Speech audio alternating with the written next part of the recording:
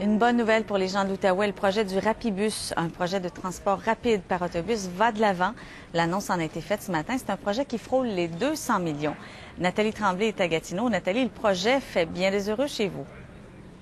Bien des heureux, surtout qu'on en parle et qu'on l'attend, ce projet-là, depuis bien des années. Il y a eu beaucoup de discussions, beaucoup de rencontres politiques pour faire avancer ce projet-là d'un couloir, un corridor qui sera réservé exclusivement aux autobus. On ne parle pas d'une voie réservée, mais si vous voulez, d'une espèce de réseau routier parallèle où seulement les autobus pourront circuler. Ça va relier l'est de la ville de Gatineau au centre de la municipalité, 17 kilomètres de long. Ce sera en fait un des plus importants chantier en Outaouais comme on n'a pas vu depuis des années ici.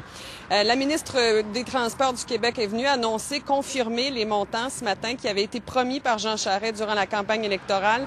146 millions, c'est la contribution de Québec. Gatineau va y consacrer 49 millions. Il y a beaucoup d'avantages, évidemment. On peut entendre Mme Boulet là-dessus. La diminution des émissions de gaz à effet de serre et de la pollution, un véritable enjeu de société. La réduction des temps de déplacement pour des milliers de citoyens, l'amélioration notoire des services de transport collectif.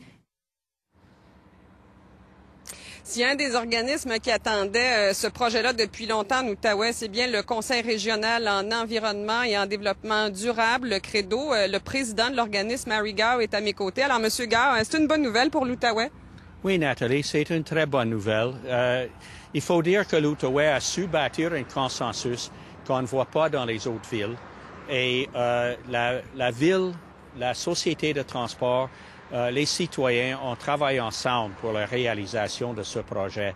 Alors, je pense que ça se fait assez rapidement dans un contexte, disons, d'harmonie sociale. Ce matin, beaucoup de questions soulevées quant au dépassement de coûts. On sait souvent dans des projets d'envergure, c'est possible que ça arrive. Est-ce qu'on a des craintes de ce côté-là?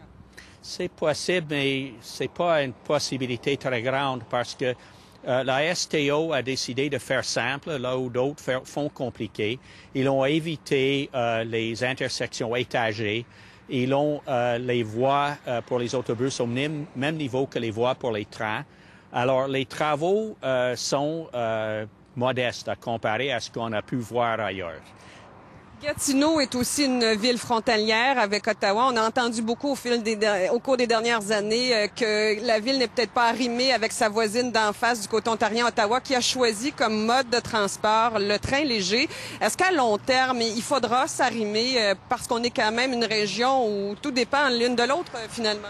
Sans doute, j'ai participé à une commission à Ottawa là-dessus et il y a eu des discussions qui, je pense, ont porté fruit dans le sens qu'il y a une belle ouverture des deux côtés à ce que les systèmes de l'un et de l'autre s'arriment les uns avec les autres. Et j'ai confiance qu'il y aura le même esprit de collégialité pour cette réalisation-là que pour la réalisation qui démarre aujourd'hui.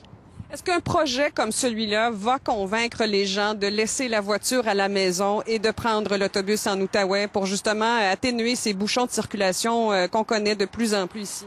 Oh, absolument. Quand on a préconisé le train léger d'Ottawa, on prévoyait un achalandage d'à peu près 6 000 par jour. Là, c'est 12 000. C'est beaucoup plus que ce qui était prévu.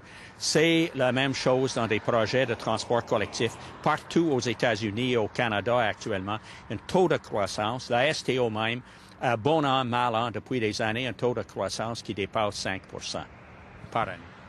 Il y a encore des possibilités aussi d'ajouter au Rapibus d'autres modes de transport, d'étendre en fait le réseau également parce qu'on ne couvre pas toute la ville en ce moment. Oui, tout est possible. L'important, c'est de commencer en quelque part. Et chaque voyage commence avec un pas. Ce pas-ci est un grand pas. C'est osé pour une municipalité de la taille de Gatineau. Mais je suis convaincu que ça va porter fruit et que les moyens vont se diversifier avec le temps, oui. Monsieur Gao, merci beaucoup d'avoir été avec nous. Alors voilà, Marie-Josée, ce projet-là, ça va commencer véritablement au printemps prochain. On va commencer les travaux. Les premiers passagers pourraient monter à bord un an plus tard, soit en 2010. Alors vous viendrez faire un petit tour en Outaouais. On prendra l'autobus ensemble. Belle invitation. Merci Nathalie. On va essayer de s'en rappeler rendu là.